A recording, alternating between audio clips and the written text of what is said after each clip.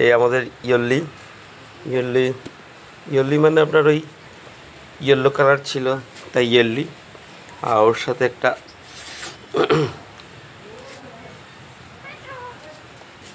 আরেকটা আনা হয়েছিল, তো ওটা কথা বললি না। তো এই বেশ বড় হয়ে গেছে। তো এই ফেব্রুয়ারি মাসের শেষে মার্চের দিকে আনা হয়েছিল। শিবাং, তুই কথা বলবি? কি কথা বলবি? আচ্ছা, ও তাড়াবি না, থাক থাক থাক, হ্যাঁ খেতে দে। হ্যাঁ, তুই আমার সাথে কথা বল।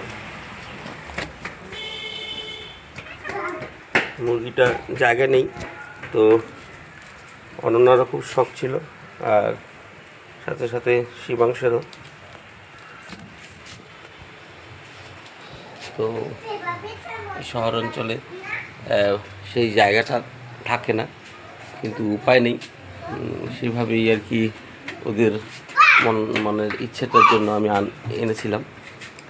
তো আপনারা তো জানেন আমাদের পিত্তু আছে, যে পিত্তু বসে আছে, আর ইয়ল্লির জন্য এই একটা খাঁচা রাখা হয়েছে। বেশিরভাগ খাঁচাতেই থাকতে হয়, উপায় তো নেই। তো ওই আর কি ওদেরকে মানে সেভাবে রাখা হয়, মাঝে মাঝে ছাড়া হয়। একদম যে ছেড়ে দিলেও প্রবলেম, কারো বাড়ি চলে যাবে, ঝামেলা হবে, লোকেরা খারাপ পায়। তো সে একটা সমস্যা আছে। এটা আগে ওরা আমি যখন ছোটো ছিলাম, তো সে ধরনের একটা অভিজ্ঞতা আছে। তো আমারও ইচ্ছে থাকতো যে আমি কিছুটা বাড়িতে রাখি, কিন্তু সমস্যাটা ওটাই, কারো জায়গাটা ছোট ছোট জায়গা। তো এরা তো আর বোঝে না, এরা পাখি উড়ে উড়ে যায় গিয়ে, বা কখনো কখনো কিছু খাওয়ার জন্য চলে যায়, কিন্তু সেটা নিয়ে অনেক সমস্যার সম্মুখীন হওয়া হয়েছে। এই বেশিরভাগ কী হয়, যতই ভালো কিন্তু এই ধরনেরগুলোকে ওরা মেনে নেয় না আর কি, প্রতিবেশী হোক যেই হোক। তো সেই অভিজ্ঞতাটা আছে, তাই আর কি মানে ছেড়ে দেওয়ার ইয়েটা নেই, মাঝে মাঝে ছাড়ি। তো সকলে সজাগ থাকি, এদিকে শিবাংশ, এদিকে অনন্যা, এইভাবে, বা এদিকে আমিও দাঁড়াই, নাহলে তো পট করে কোথাও পালিয়ে যাবে। আর পিতুকে আমরা জেনারেলি ঘরের ভিতরেই ছাড়ি। এই পিতুকে দেখতেই পাচ্ছেন, পিতুকে আমরা ঘরের ভিতরে ছেড়ে, ওর মনটা খারাপ। ইয়েলোকে আমরা ছেড়েছি, হয়তো ওরও ইচ্ছা ছিল, কিন্তু বাইরে ছাড়ার ভয় লাগে।